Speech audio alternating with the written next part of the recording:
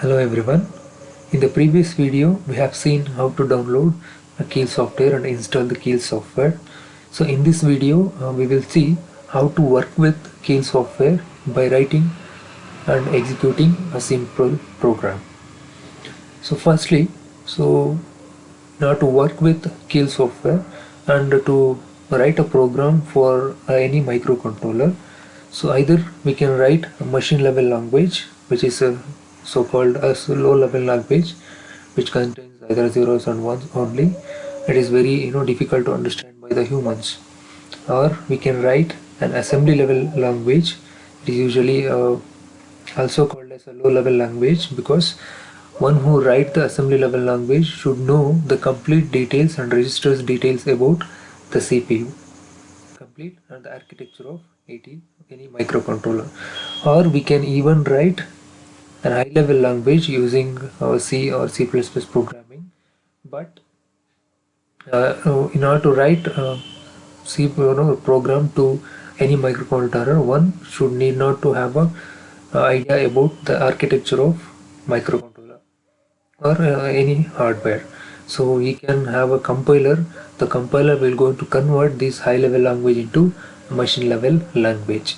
So one who writes the assembly level language should know the complete details about the architecture, and he has to use one assembler which can able to convert this assembly level language into machine level language. So here we will go to write the assembly level language, and one should know the complete details about the hardware. So assembly language, as I said, it is also a low level language which contains the opcodes or mnemonics, so which will be converted by a assembler to machine level language. So basically, in order to write a program, or in order to write the program, so we need to have a editor window where a microcontroller offers many editor windows where you can write a program or mnemonics or opcodes.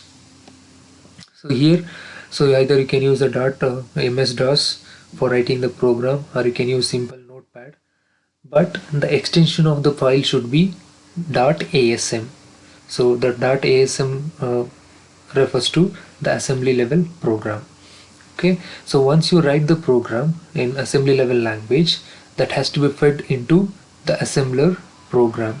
So assembler will going to convert your assembly level language, or the opcodes, or usually simply be called as mnemonics, into high level language or low level language, that is machine level language. So what does assembler does is, once you fed the assembly programming into the assembler will produce two types of files. One is dot list file, so one is the list file and another one is object file. So the list file or file extension is LST, and the object file extension is .obj. So this list file will have the information about the code that you have written, and also its compiling information, that is the error. If you have got any errors in the program, what kind of errors you have got, all these error informations of codes and list of executions information, all these information will be stored in the list file. Okay, so some programmers need this kind of information because while writing the optimum codes, for some developers think that these list files are not essential, but it will be useful for knowing the complete details about the program execution and its execution information. Whereas the object file contains this opcode, as I said already, the opcode or the mnemonics, and also some of the control informations. Fine. So that will be next fed to the linker program. Fine. So this linker program will use the main objective file and also other object files. Okay, it also requires some other object files to link into a main file that is called as absolute object file. Okay, so this absolute object file contains the complete information about the code and also some control informations. So this file will next be given to a program called as OH program. Okay, so this OH program will going to convert this absolute object file into .hex file. Okay, the .hex file means that is the low level language that contains ones and zeros, will be understood by the controller or the hardware. Fine. So to convert that, we use something called as OH program. So this is the flow of an assembler by, so the conversion of assembly level program into .x file.